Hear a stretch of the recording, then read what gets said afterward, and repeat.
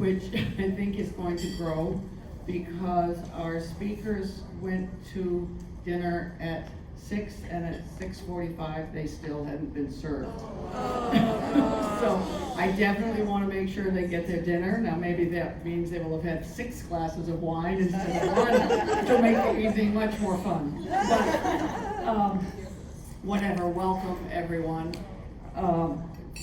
Before I could possibly forget, I want to make sure to thank Toonie Page and Still Point Farm for sponsoring this evening.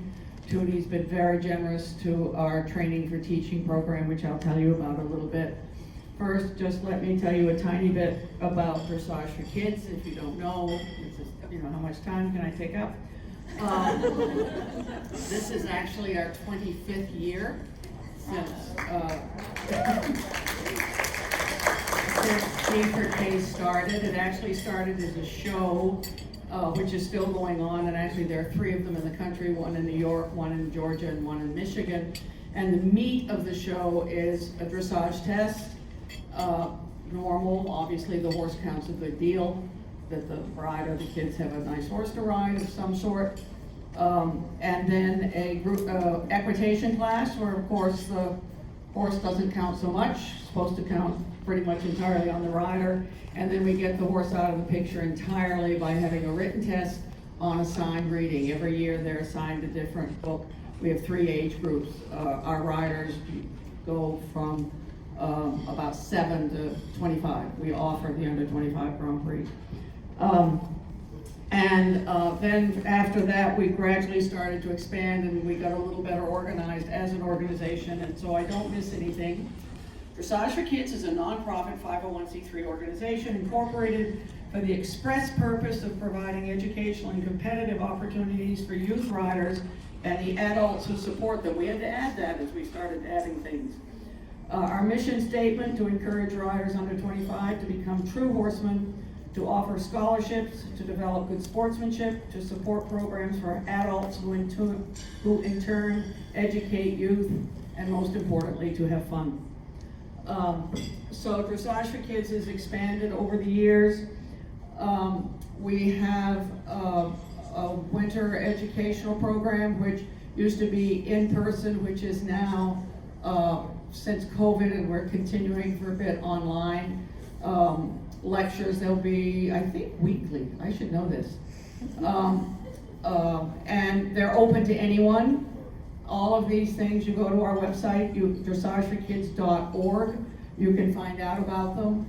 Then we have what we call the TEAM program. TEAM standing for Training, Education, and Mentoring, and that's clinics that we do around the country. Last year there were, I believe, 26 covering the entire United States. And the clinics, what makes them perhaps a little different, we have up to 12 kids. They have 2 days private lesson each day. They have educational handouts. They have to stay the entire time and audit when they're not riding. They have a little written test. And let me just tell you, those of you that teach, and as myself who came from Pony Club, I started giving as the first little written test to these kids something very, very simple, right? Parts of the horse. I have been horrified at how these kids, and some of them are very good riders, don't know parts of the horse. So somebody's missing something along the way. That's my lecture for the night. So we have the TEAM program. And again, all we do is we ask someone local that can help set it up. We have an executive director who does all the organizing as far as, whatever. And we just need someone in the local area because they also get 2 lectures each day. And the lectures can be on anything that has anything to do with being a good rider, trainer, horse owner, whatever. We call on local people. So, and then we have had what I should be doing now, but not, the Winter Intensive Training Program, which is like a 3-month team clinic. We have up to 15 kids that get lessons and lectures and field trips and everything. So I think our speakers are here, so I'm going to talk real fast. And the one thing that's been sort of one of my things is, I think many of us that teach, and certainly how I started, I wrote decently and then I started teaching. What did I know about teaching? Nothing, absolutely zilch. And thank God I lived this long enough to improve somewhat in my teaching, because boy was it bad at first. And so we started, we've had lectures, we've had programs for teachers, but now we've got a little more organized with what this is part of what we call our Training4Teaching program, which is geared towards more how to teach, not the writing theory as much, what we've been listening to today, but you know, how to get things across, how to explain, how people learn, etc., etc. And what I wanted to announce tonight, and this is partly in thanks to many of you, because we do everything we can to make our programs free, but many of you have been very generous in making little donations, a few bigger donations, but those little donations definitely add up. And so that is the seed money for what we're calling an ongoing education program, where, you know, I do, well, what I've been using as an example, I went to a clinic with Stephen Peters this fall. Come on up, ladies and gentlemen. Up here, up here, up here.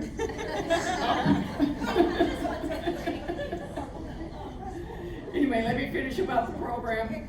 I went to this clinic with Stephen. It was fabulous, and I was about the only professional there. It was a lot of mostly adult amateurs, and what an incredible opportunity to learn from someone from Stephen. And when I've mentioned this to people, very often, and particularly the newer, younger, but not necessarily maybe the older, experienced instructors, they can't afford to be away. They can't afford to take a day off on a weekend because they're going to lose that income. So what we're offering, and we'll see how it goes, and again, from your generosity, we have the seed money for it, to have scholarships up to $500, where you can go and sit and just listen to someone teach, someone with whom you don't normally work, you don't normally see, just to broaden your education. And I think we all need to really, and again, I'm preaching to the choir or whatever it is, you all are here broadening your education, but so many people don't take the opportunities to broaden, and this is our little effort and our little way, as D4K does so often. What little thing can we do to help a few people become better? So for anyone that wants more information, on your way out at the registration table, there'll be a little handout. But all of this, any of what we do is on our website. And let me just quickly tell you one other thing, which is, because we're 501c3, we can take donations with financial, yes, but we also are able to take donated horses. And as of right this instant, we've had 103 horses that have been donated to Dressage4Kids that are then leased out to generally young riders, occasionally adults if we don't find a suitable young rider. So that's where we've gotten some amazing horses, some wonderful baby horses, some wonderful beginner horses, we've had horses that have been national champions that have gone to Europe to compete as young riders and so forth. So I don't want to take up any more time. You can find out anything more about us online. Thank you. So, did you get something to eat? Yes, thank you. Sorry, I'm not. They swallowed really fast. Yeah, I'm sorry about that. Didn't want you to have to be rushed. So this evening, again, is part of our Training4Teaching. And what I hope to do, our 4 panelists have worked very hard today, and I don't want them to have to think too deeply. And I would like it to be a little bit of a discussion. Nobody has to answer any question if they don't want to. And we are not looking for great in-depth, but quick little ideas. And please don't take it personally if I stop anybody and say we need to move on. What I'm just curious about, and I'd love each of you to just tell us briefly how you started, under what circumstances you started teaching. Linda, you want to start down there? Make money. Why, Lilo? How? Linda, what was your beginning of teaching? I think I had a farm, and I always wanted to be a dressage rider, or actually a hunt seat equitation rider in the beginning. And I became a hunt seat equitation judge for the AHSA. And I needed to make money to buy a horse. So Don't you get money? So I started out, I think I was making something like $15 a lesson, and people would come to my farm. And my farm actually, from that initial endeavor, it turned out that I had 75 horses, taught 350 people a week, and had 20 school horses, and imported 175 Swedish warm bloods over my lifetime. As well as it became the center for the Berg when he was training up until the day until he passed. And it was interesting because that was the first time I ever met Lilo, because Lilo, Hilda Gurney, Sandy Howard all lived in California. And once I built my indoor and Colonel Ljungquist came to my farm to center, then all three of them got in their trucks and trailers and hauled their horses all the way from California to Davidsonville, Maryland, training with Ben Ljungquist. That's right. And so from there, when Bent died, then we continued on, and we all continued to succeed. And I had a farm training that many people until 2001, when I sold the farm. And I slept in my station wagon behind your house so I could take lessons there. But it was a wonderful thing because Ben Ljungquist, who was bought over by the Potomac Horse Center at that time, because everyone, I mean, we're going back in time, but this is when the Potomac Horse Center was starting. This is when Meredith Manor was started, and that's how we met Kay, who Kay actually became. She was president of the USDF, and she got me involved. But everything sort of evolved around my farm, which was a great opportunity for everywhere. And I had everyone, and I had international judges forums, and had people coming over from Europe and doing forums. All of this was between the years of 1972 to 2001. So if you two are gonna have to share the microphone. Okay, Lilo, so just tell us how you get started. Okay, well, I came to this country in about 1971, and of course, I was, as you imagine, all of you, very horsey. So, I came to this country and I didn't know where to go really, but I landed in Portola Valley in California, Northern California. And the first thing I did is open the phone book to find a riding school, because, I was looking forward to keep riding. So I found a little riding school where I went to. They had about 12 or 14 school horses, and I signed myself up for a lesson. So, and I already had my Bereiter license in Germany, and I had my amateur instructor license, but I didn't tell them that. So but I went to the office and just kind of said I would like to sign up for a lesson. And they showed me the school horses, and there was some cute little quarter horses, about 14 inches tall, or whatever. And then there was one very tall Appaloosa horse, and I meant, like, do you mind thinking maybe I could ride that one because he's tall enough for me?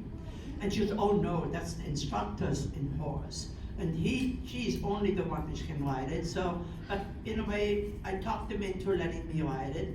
And then the horse was tacked up for me, and they came up with a running marching gun, a standing marching gun, whatever else equipment it could have on his head.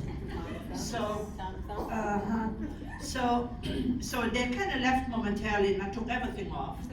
I went really quickly into the covered arena, got on and rode.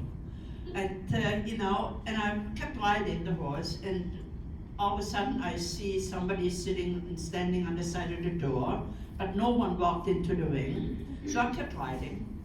And then that lady disappeared, and then no one came along. And then she disappeared.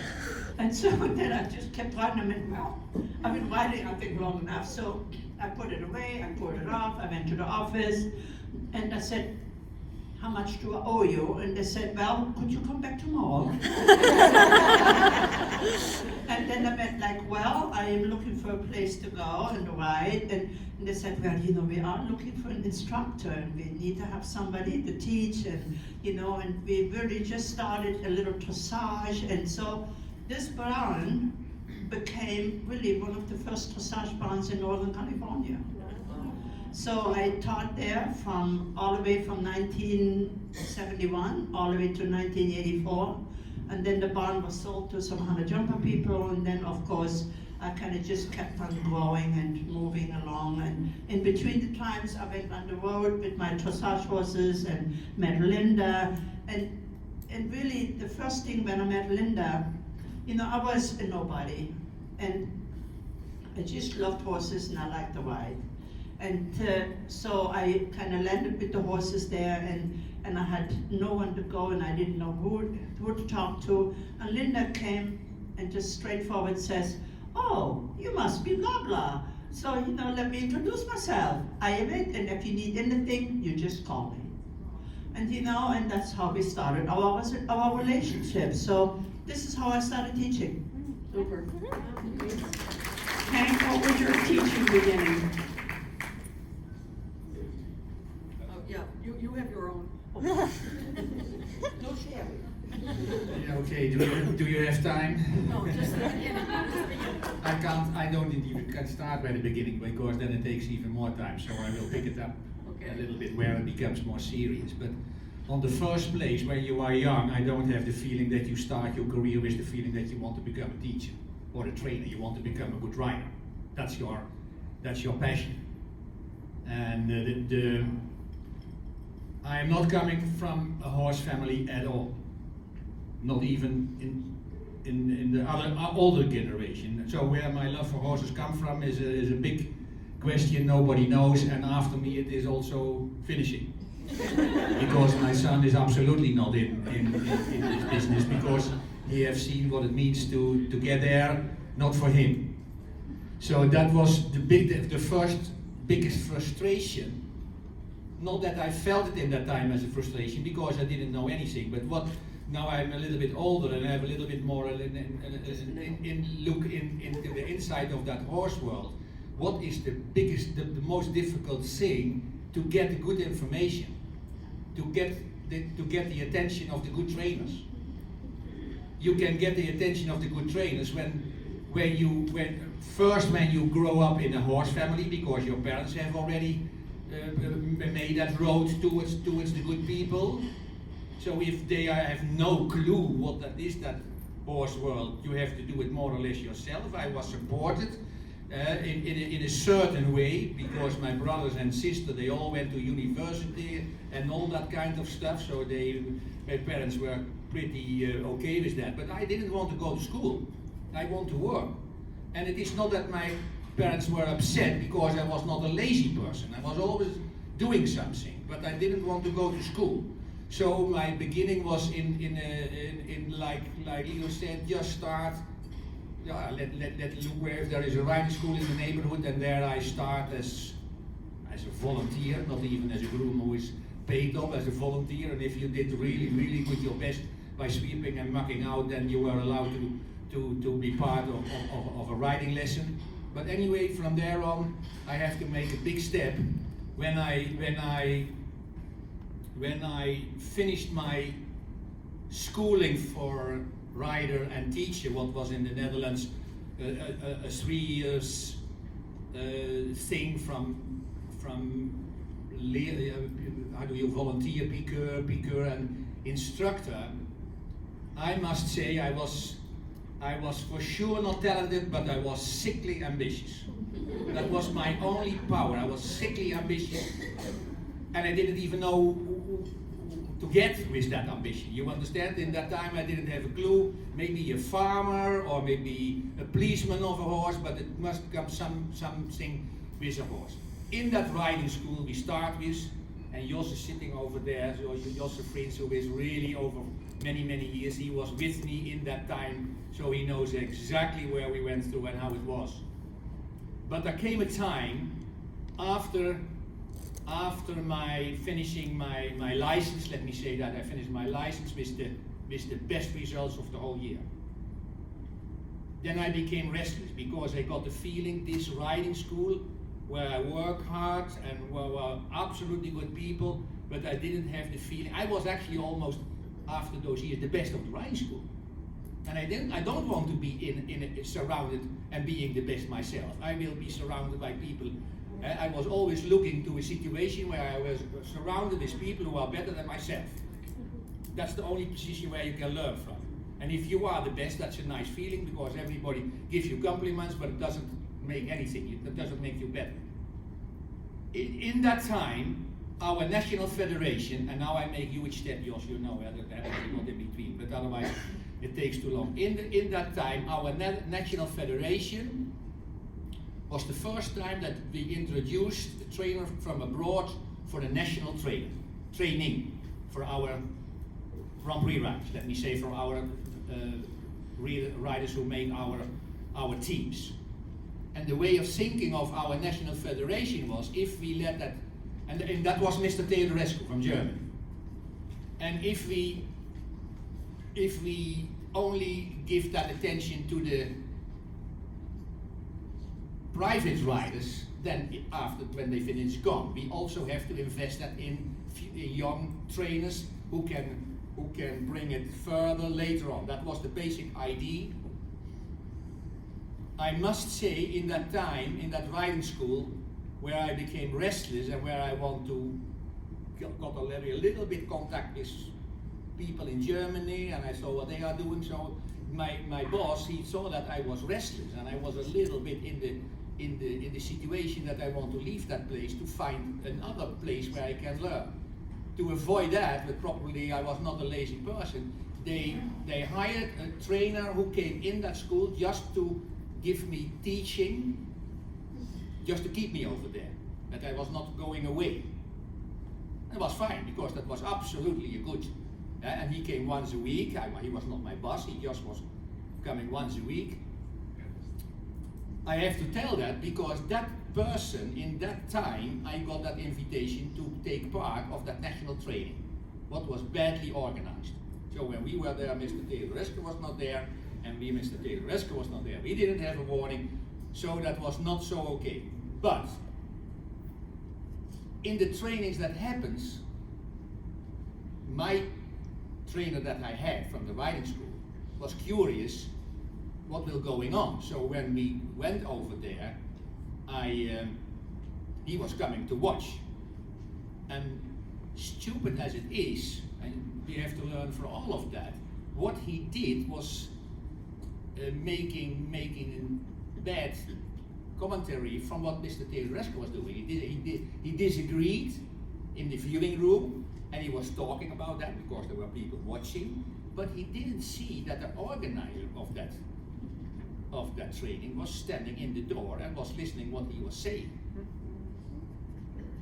I must say that man was like a father for me. It was not only the teaching, but he was everything for me. And we went everywhere already for kind of clinics. So I was actually to be really grateful. But because his bad commentary on the work of Mr. Teodorescu, what upset the organizers, on the end of that day, they came to me and said, Henk, you have to come to the office. And the lady and her husband were sitting behind the desk, and I stand in front of them, and they said to me, Henk, Mr. Van Loon, today make really bad things over the training, it's up to you. From now on, you are a pupil from Mr. Van Loon, or you are a pupil from Mr. Teodorescu. So over my back, they want to punish him.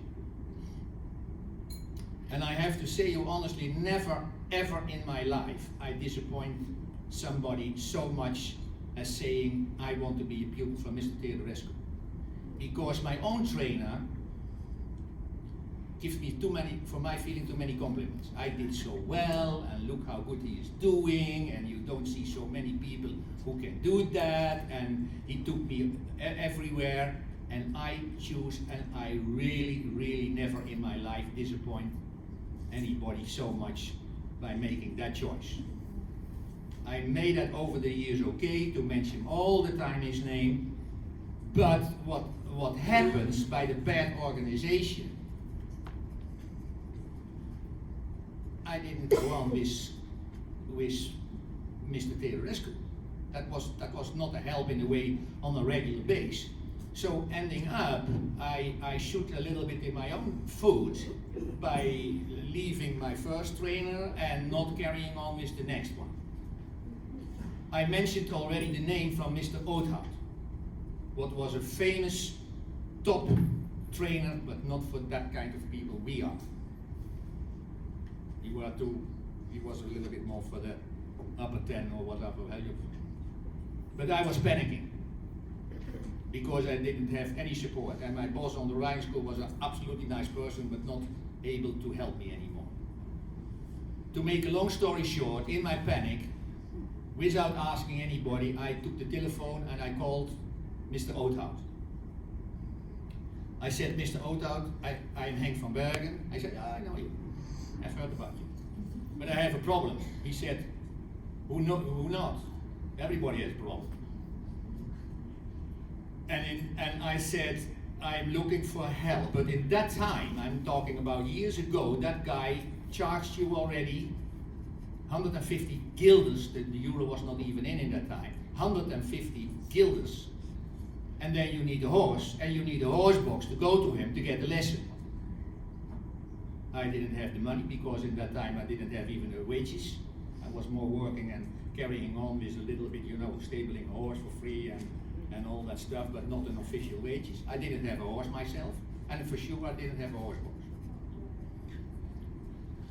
So I said to him, but at least can I come over to have a talk with you? He said, you are welcome.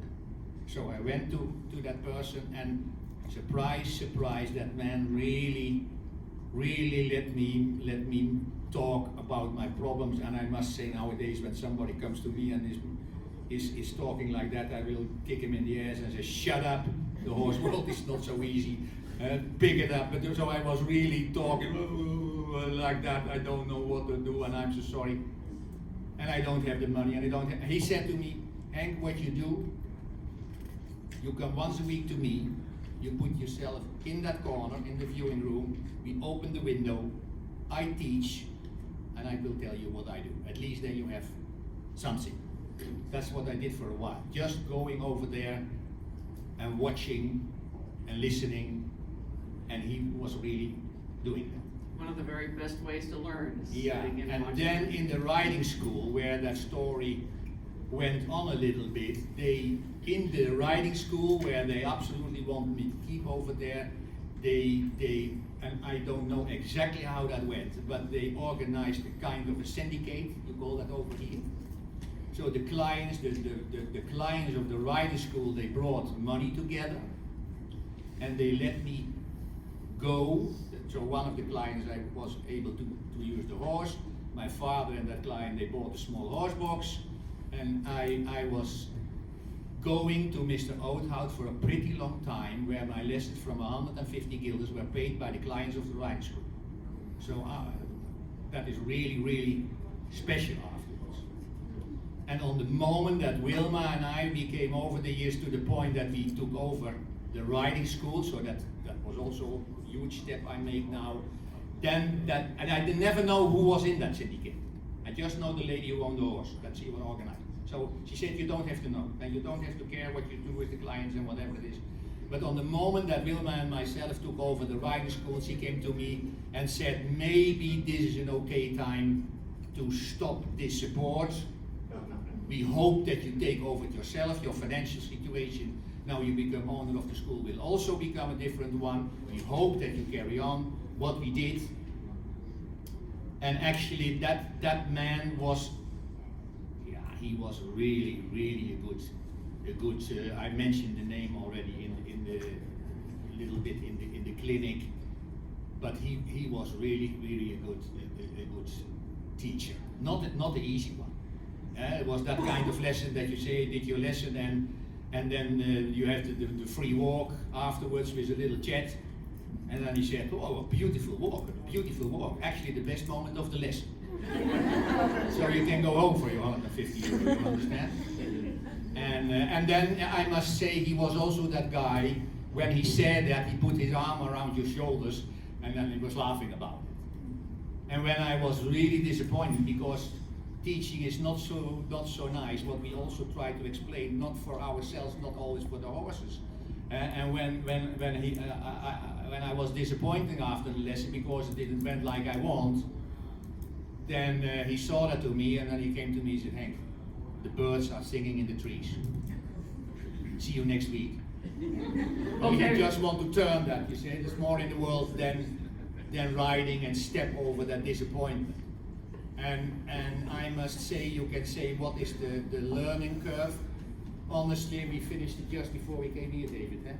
We were sitting on the table, and 4 of us, we were still talking about the pirouettes and the piaffing and how it has to be done. And I learned from that, from his experience, from Lilo, who we run back to the rule book and figured it out how it was. You understand? That is a process that never stops. And coming back, I am not a competition rider.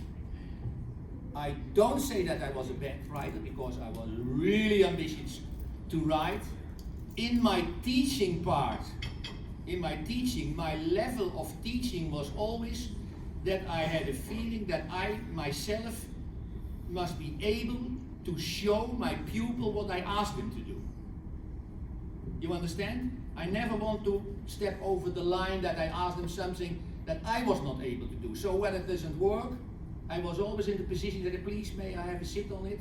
I never said I should show you how to do it, because that taking over can surprise you. That is also what I learned. Okay, Henk, I have to stop you because you're getting into some of my next question. Okay, but that's a little bit It's fantastic. Yes. apart. But we're coming to that one. Huge steps, but just to give a little bit an idea that is not so simple. David, how did you start? Well, listening to all that, I feel like I'm a horrible little rich boy, because I did not start like that. I'm a farmer's son, so therefore I was always with animals, and my father bought us a horse, because I have a brother and sister, and he bought us a horse when I was 11. And really I became more and more loving the horse and became so involved in the horse.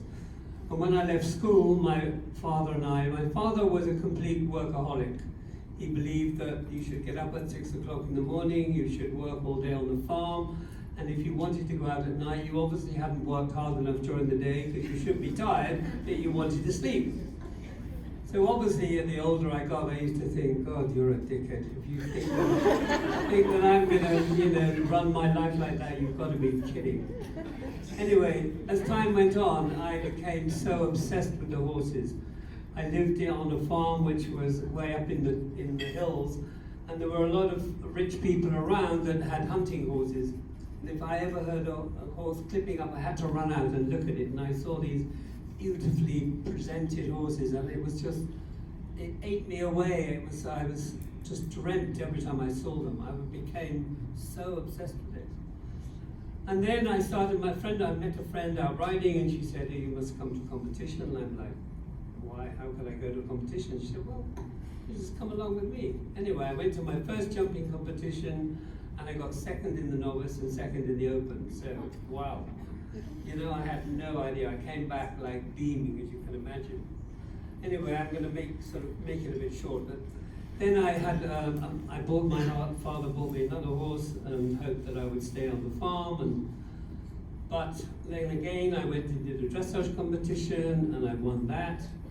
And then the riding club wanted me to go to these shows, on the team, as it happens. So then there became a bit of conflict here, because I wanted to go away to a show. My father said, well, we've got to do the harvest, and I'm thinking, so? And of course, my brother was a little sweetie boy that always stayed on the farm. So, of course, now you can understand this friction coming here.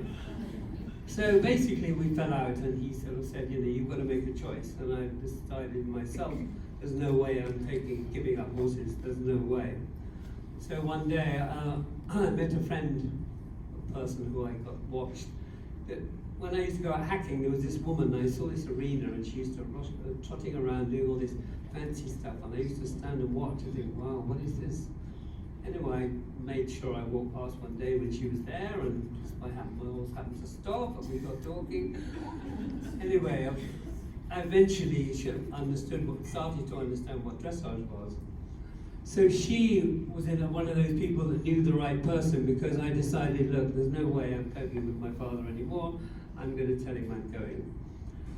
So in those days, you could pay to be a working pupil. In other words, so I didn't get a job, which I lied to my father. I told him I got a job, and it was not true.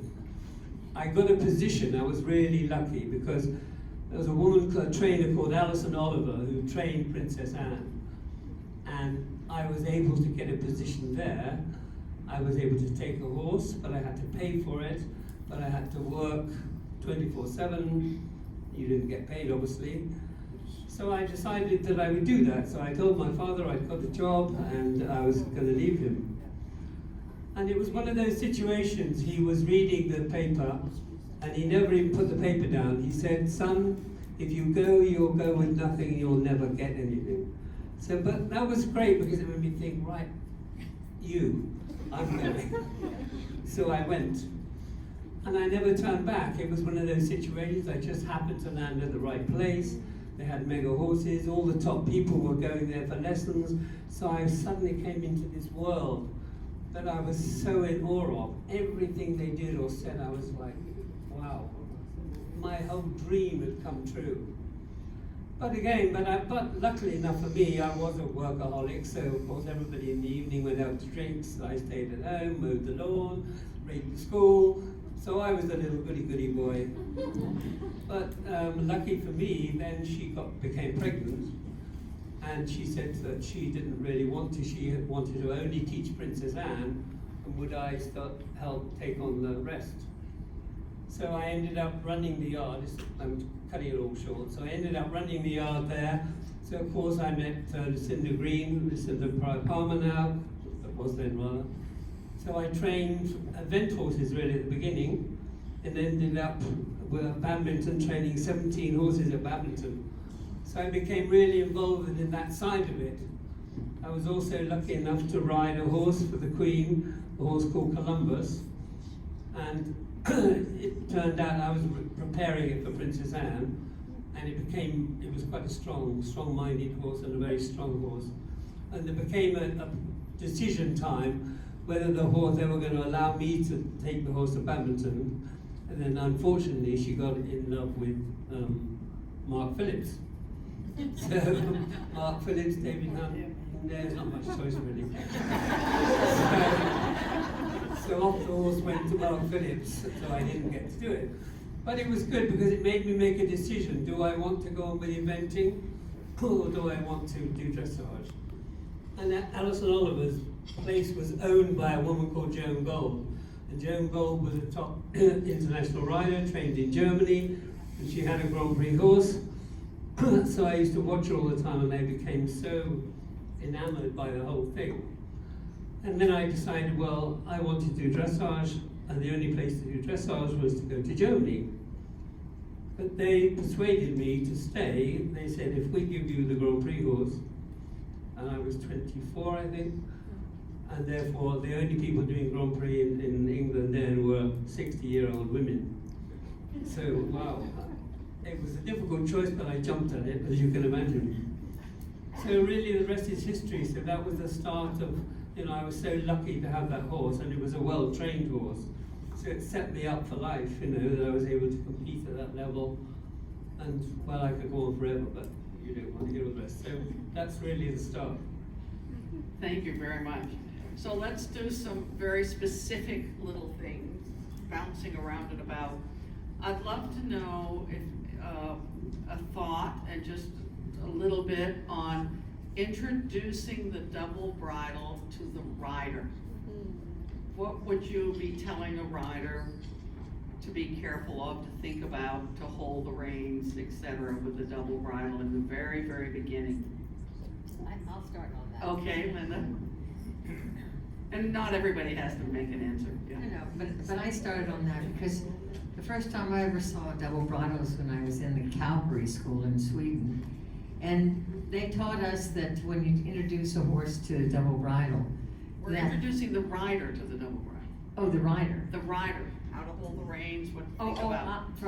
I thought Yeah. how you introduced it. Okay. Yeah. All right.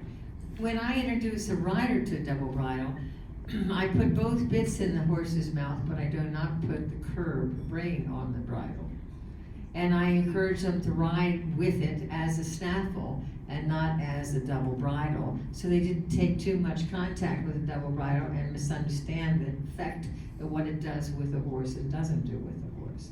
And after they could ride the horse in frame and correctly, then I would allow them to put the curb rein on, but then they couldn't hold it and ride with it. Had to take them outside and they have to ride them and canter them around and ride them forward, forward, forward. So they didn't get stuck with using the double bridle, the reins of the double curb of the double bridle to contain and ride the horse, but to use it as a rein that would effectively encourage the horse to hold his head up and go forward from the hind leg to the hand. Anyone have anything to add? Long story. No long stories, Lilo. We want to know what. I won't. But really, I think the first thing I really make riders understand is the double bridle is only with a curb bit attached, but it's a snaffle bridle, period. So, because the snaffle bridle is really what trains the horse the most.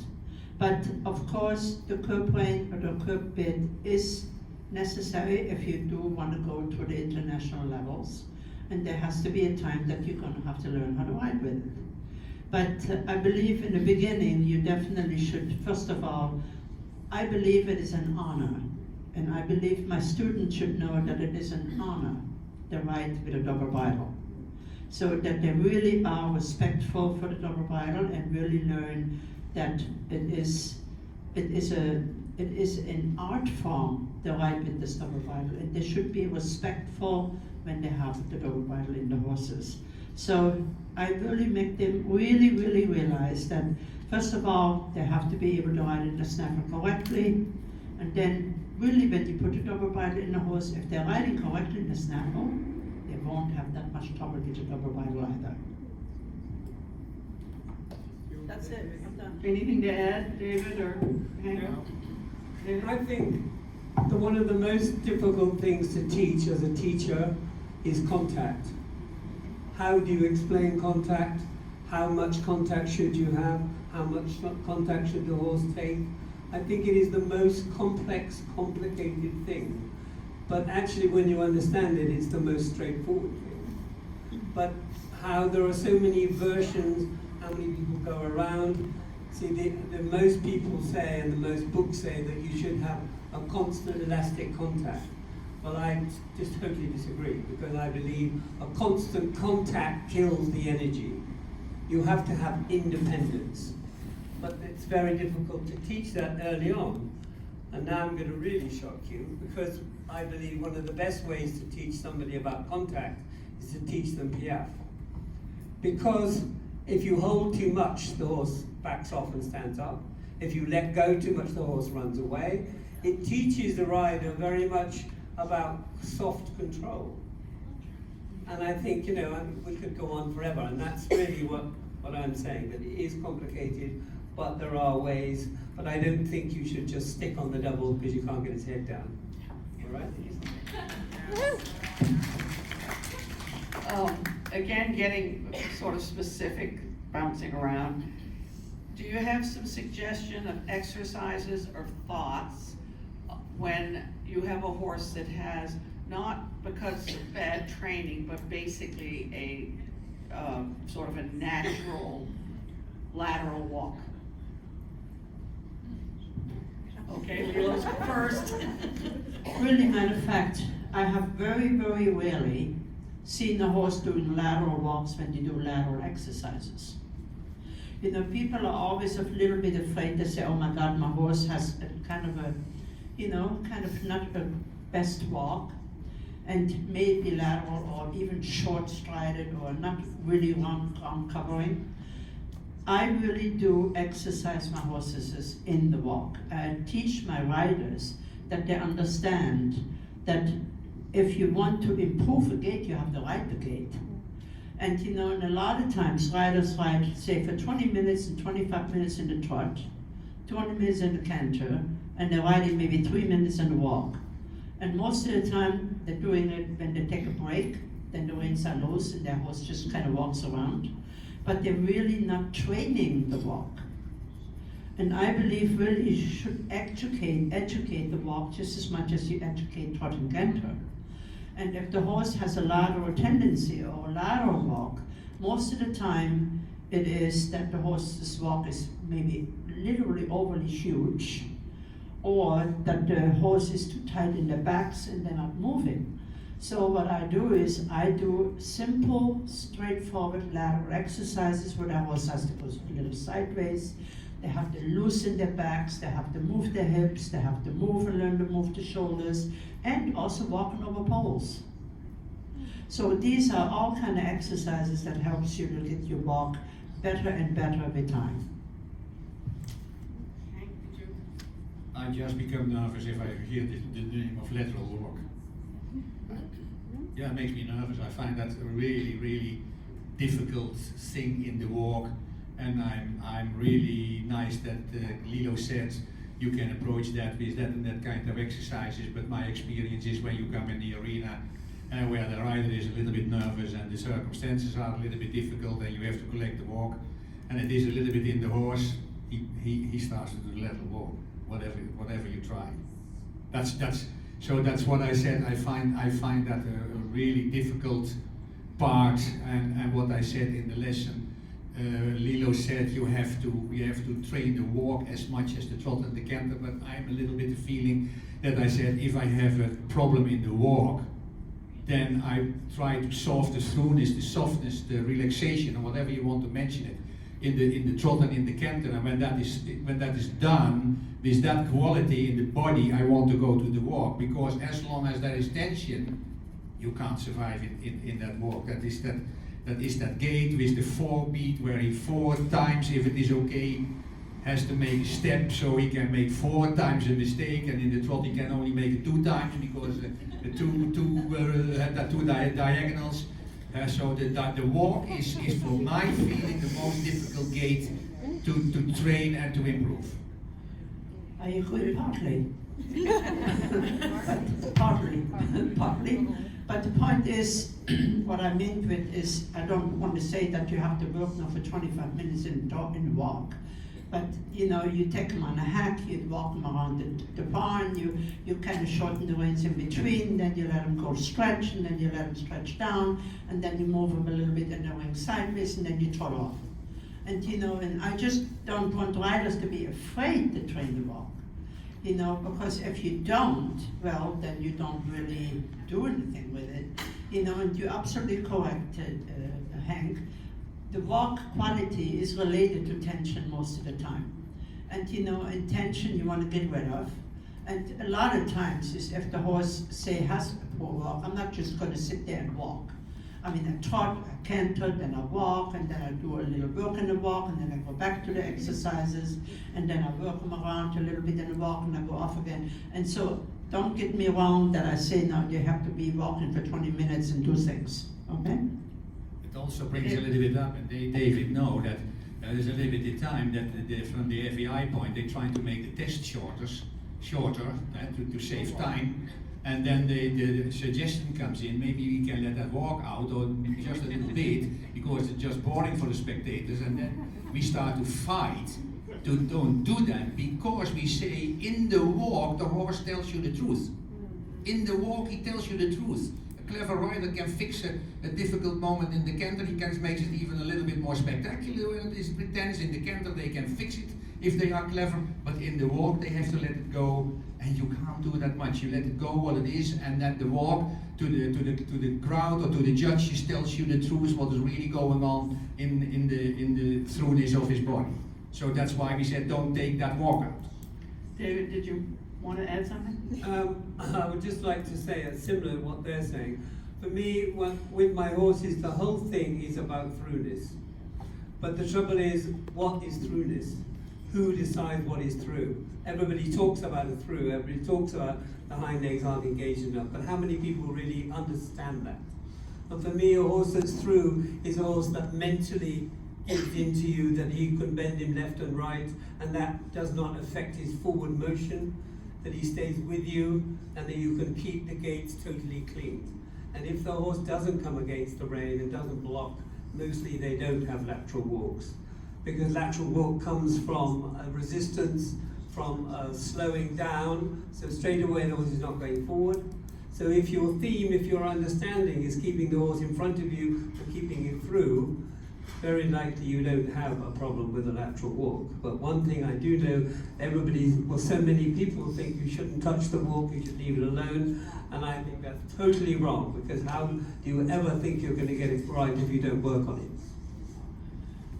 I need to talk on that. Yes, Linda, you may talk. Is this on? It's not on. I'm off.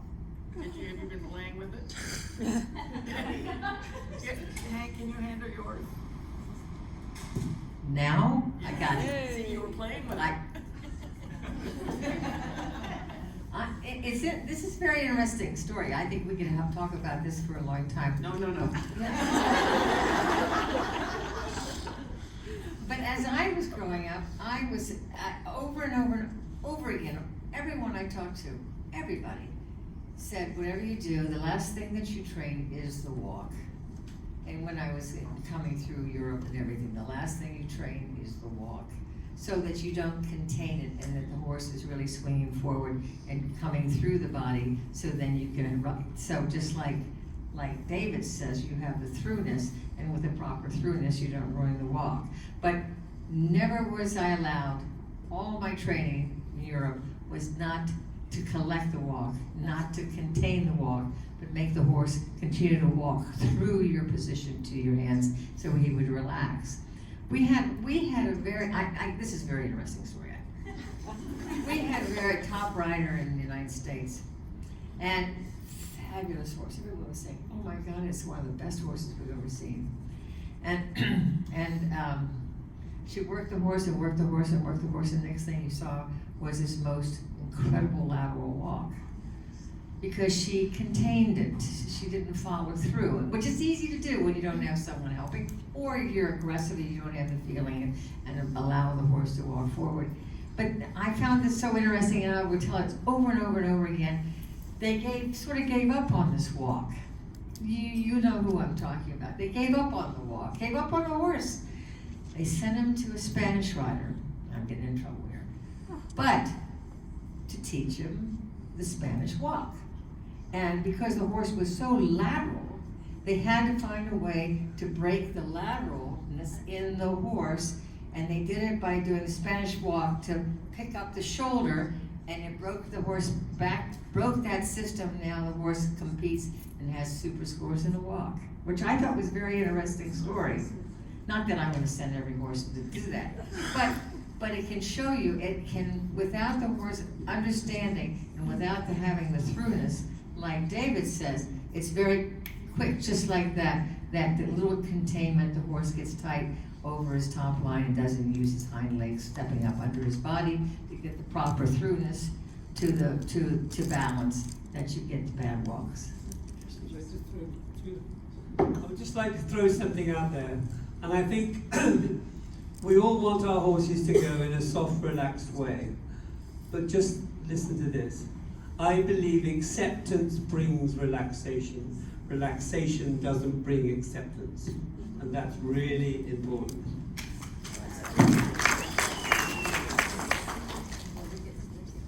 Okay, so I'm going to go off in a totally different direction now.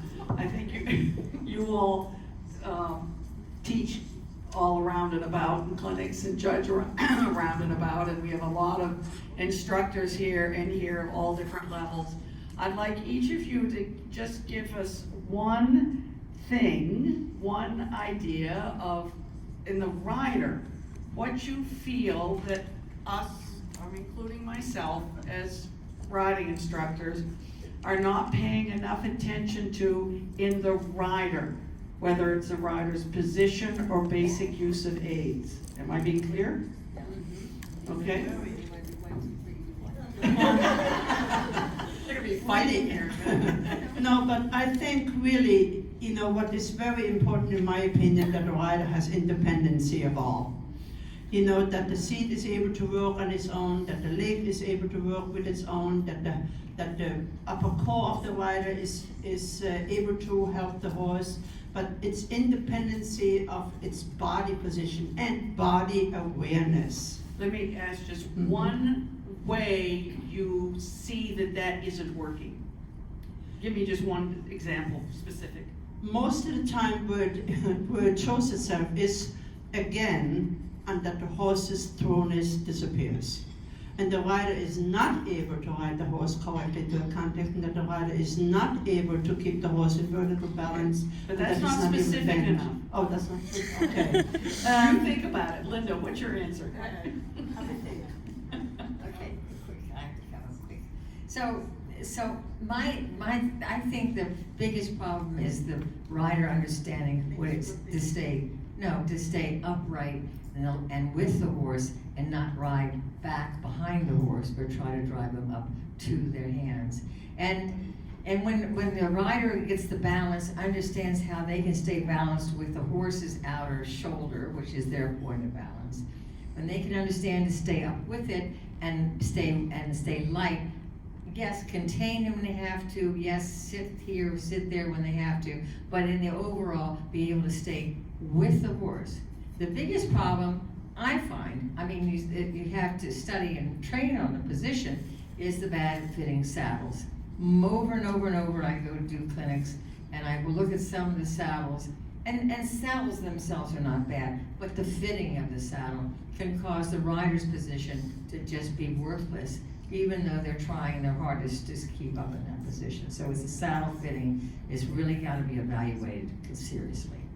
Okay, Lilo, you have your quick thought. Yeah. Quick answer. Really, you know, you asked me how you can see, but most of the time I think where I see it is that when the rider starts really gripping with the knees, and the lower legs are ending up somewhere else where they shouldn't be, and also when the rider's riding the trot, the arms and hands are bouncing while the rider is bouncing itself.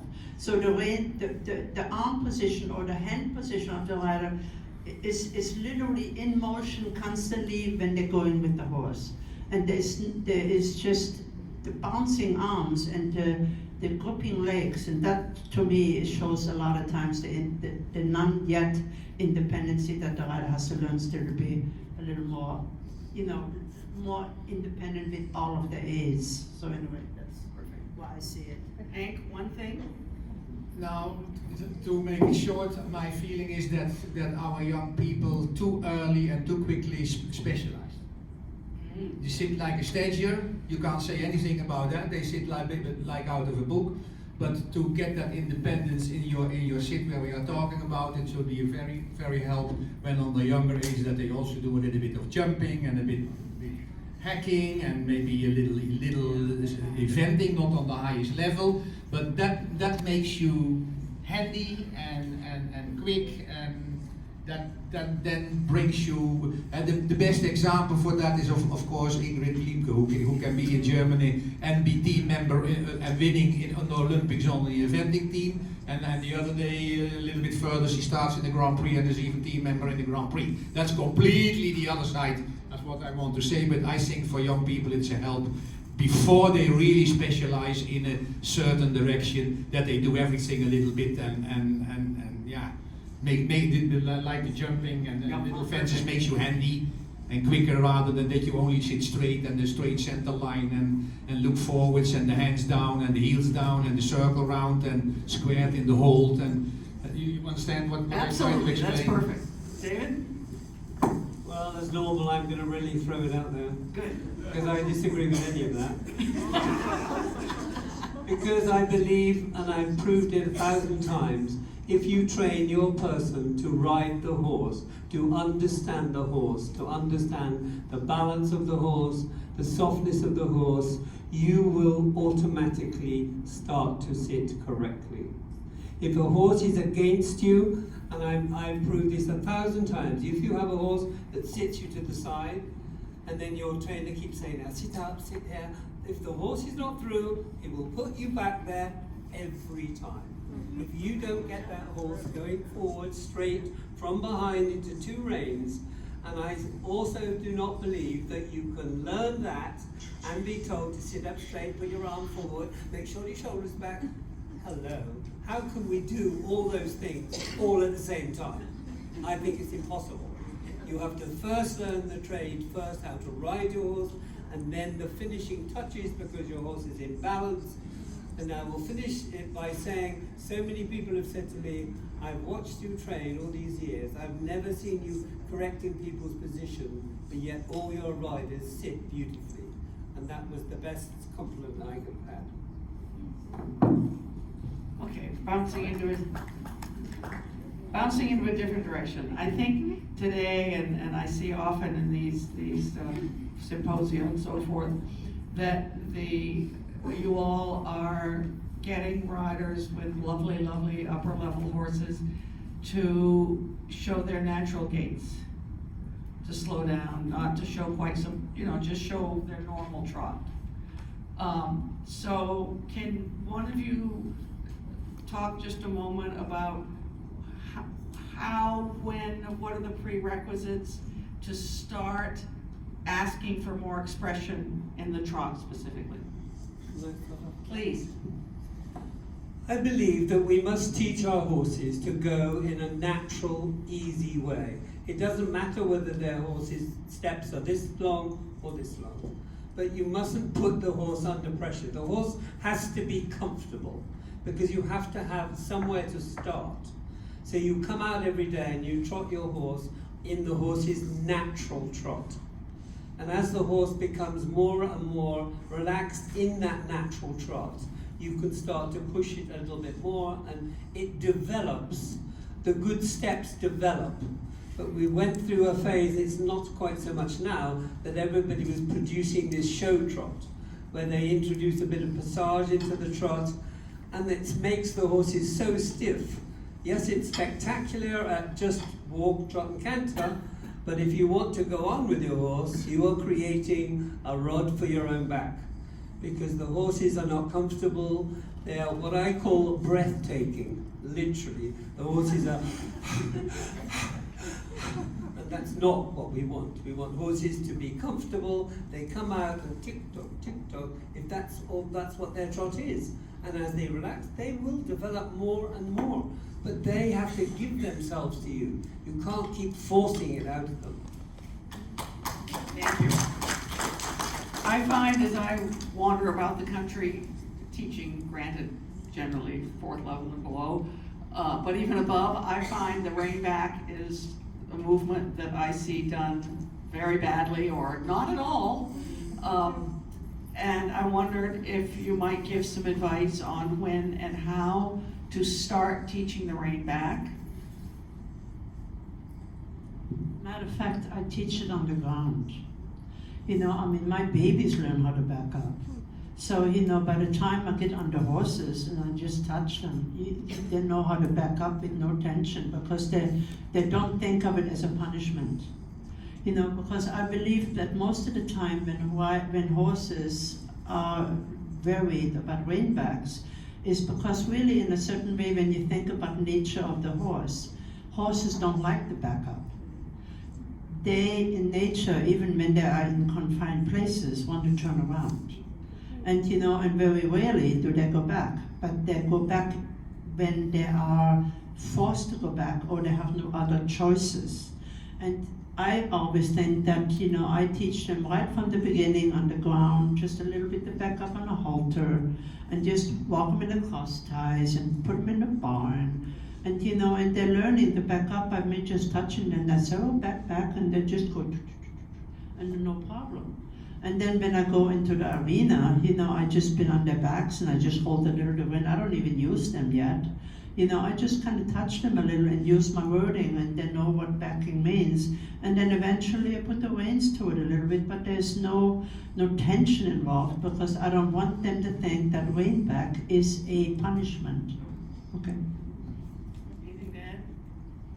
No, I don't have not really a perfect answer, but one thing is for sure, when David, myself, and we watched 80 horses in the Grand Prix in Herning in the World Championships, and seldom on that level you see a proper rein back. The one who does it really well, you say, did you see that rein back? That was nice. And they're all struggling. A little bit from my feeling, I find the answer for Lilo and so good. I was really thinking that, because I never made it a big problem of it, but I think if you can't make your transition to the hold not really proper, it doesn't make any sense to bring the rein back in, because if they stop so and diving a little bit on the shoulder and the hind legs are a little bit out. Now I can tell you exactly how it will look if you ask him to go back, even if he is trying it.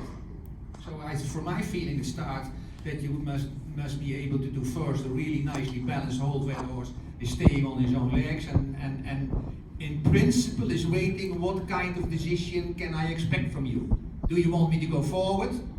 That means I give him a leg aid and I allow him.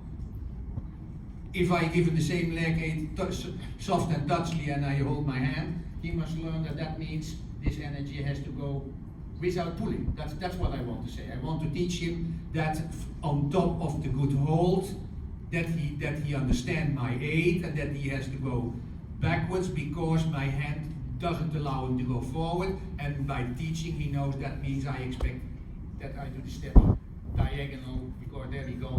And that's the point, that they really make a clear diagonal step, and that is, there you go, that is a teaching issue. And coming back to that hold, it makes sense to bring that in when the horse has a reasonable chance to do it well. Coming back from what Linda said, and that's why I was a little bit confusing.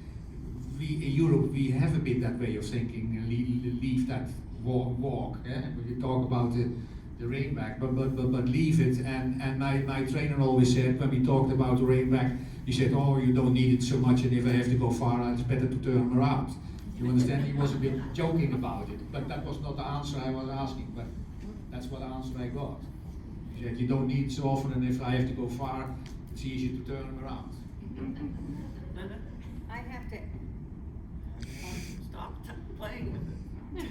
I have to be a little different. I think I have to bring this up because when I'm judging, and I'm sure Lilo and everyone will say who are judging, the worst movement that you usually see is the rein back. And there we are quite weak in riding our rein back in the United States, basically, because the proper rein back is a forward movement. And no one rides it as a forward movement. So on the other hand, I don't teach and pull a horse back, but I will sit and encourage people to sit still and to position their legs back a little bit, and then put the leg on the horse to ride him forward to meet the hand, and not pull back, but they will back up. So when they back up, then you start to ride them forward, even though they're riding back, rein backing, and where they're backing, and then you'll always get the proper 2-beat rhythm that you need to have, so the horse is always forward, even in the rein back.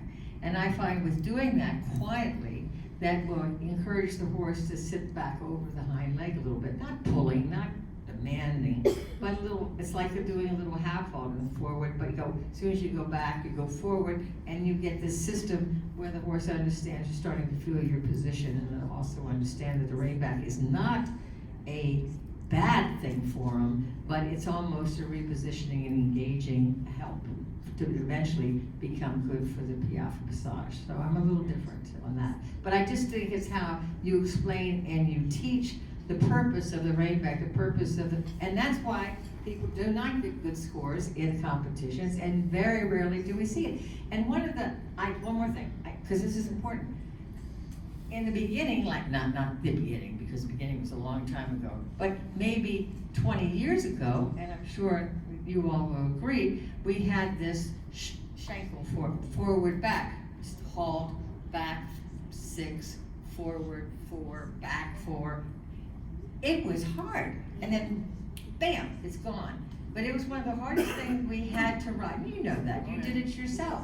But when it was right, then you really, it was another way of getting an understanding of forwardness and half halting and engaging and forward and the accordion effect. So I think it's not a bad thing. It just has to be taught properly and not pull back and hold back and draw back. But once you place your leg on, and one more thing, I don't want to get too involved, but when I was learning to do Piaffe and Passage, but mostly Piaffe in Europe, I learned through Herbert Rabine and the Swedish Calvert when I was with him, that you did this to strengthen and to encourage the horse to rock back over their hind legs, but still go forward, and then you had a continuous kind of power coming over the back because you're teaching them to rein back properly, not stopping and holding.